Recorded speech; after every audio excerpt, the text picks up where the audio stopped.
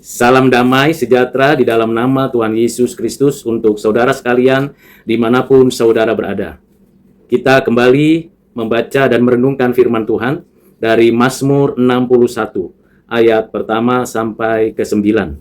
Demikianlah firman Tuhan. Untuk pemimpin biduan dengan permainan kecapi dari Daud. Dengarkanlah kiranya seruanku ya Allah. Perhatikanlah doaku. Dari ujung bumi aku berseru kepadamu, karena hatiku lemah lesu. Tuntunlah aku ke gunung batu yang terlalu tinggi bagiku. Sungguh, engkau telah menjadi tempat perlindunganku, menara yang kuat terhadap musuh. Biarlah aku menumpang di dalam kemahmu untuk selama-lamanya. Biarlah aku berlindung dalam naungan sayapmu. Sungguh engkau, ya Allah, telah mendengarkan nazarku, telah memenuhi permintaan orang-orang yang takut akan namamu. Tambahilah umur raja tahun-tahun hidupnya, kiranya sampai turun-temurun. Kiranya ia bersemayam di hadapan Allah selama-lamanya. Titahkanlah kasih setia dan kebenaran menjaga dia. Maka aku hendak memasmurkan namamu untuk selamanya, sedang aku membayar nazarku hari demi hari. Demikianlah firman Tuhan yang kita baca, kita dengarkan. Yang berbahagia ialah kita yang menyimpan firman ini, melakukannya dalam kehidupan sehari-hari. Saudara yang kekasih di dalam Kristus, dari ayat-ayat yang dituliskan pemazmur pada Mazmur 61 ini, memberikan kepada kita pengajaran untuk kita senantiasa berdoa kepada Tuhan. Kita tahu bahwa kehidupan kita, keberadaan kita dalam perjalanan hidup di bumi ini selalu berada di dalam providensia Allah, selalu berada di dalam perlindungan dan pertolongan Tuhan. Kita mengerti itu, tetapi kadangkala ketika kita berhadapan dengan realita yang membuat kita bisa saja putus asa, frustasi, stres, bahkan sampai depresi, saat-saat di mana kita sendirian, saat-saat orang lain meninggalkan kita dan membiarkan kita, saat itu kita makin menyadari bahwa Tuhan adalah Tuhan yang memperhatikan kita. Tuhan adalah Tuhan yang memberikan kepada kita kekuatan dan penghiburan. Itulah sebabnya pemazmur mengatakan, "Ya Tuhan Allah, perhatikanlah doaku. Ya Tuhan Allah, kiranya aku diperkenan menumpang atau hadir atau berada di kemah-Mu." Artinya dia sungguh memiliki suatu kerinduan untuk mendapatkan pertolongan, penyertaan, perlindungan, dan penghiburan dari Tuhan.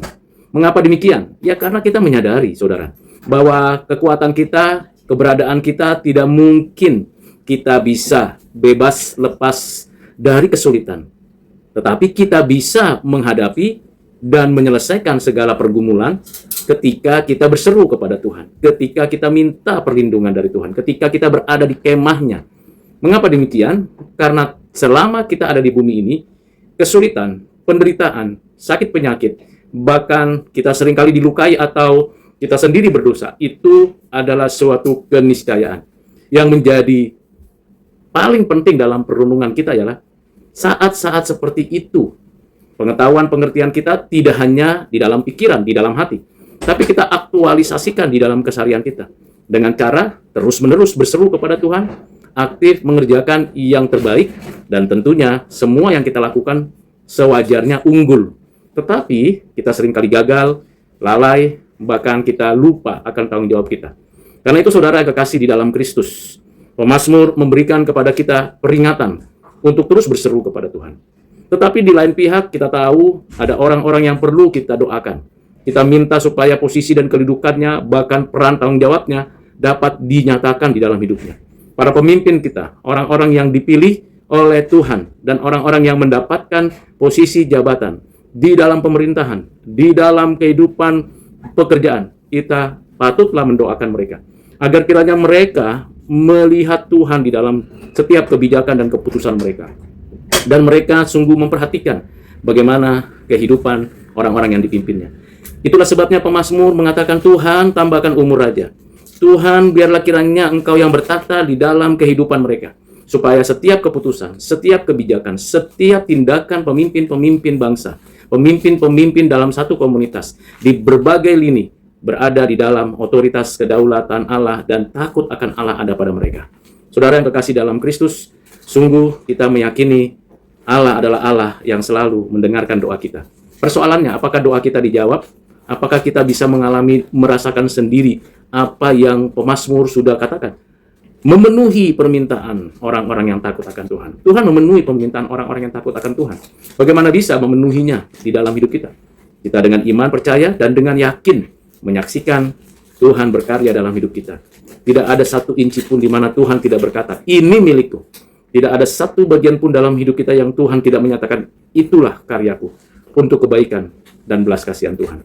Kiranya saudara dan saya teruslah berdoa, seperti Rasul Paulus mengatakan di dalam 1 Tesalonika pasal 5 ayat 17, tetaplah berdoa. Seperti yang diajarkan Tuhan Yesus, bagaimana seharusnya kita berdoa dalam doa Bapa kami. Juga bagaimana cara dan strategi kita berdoa.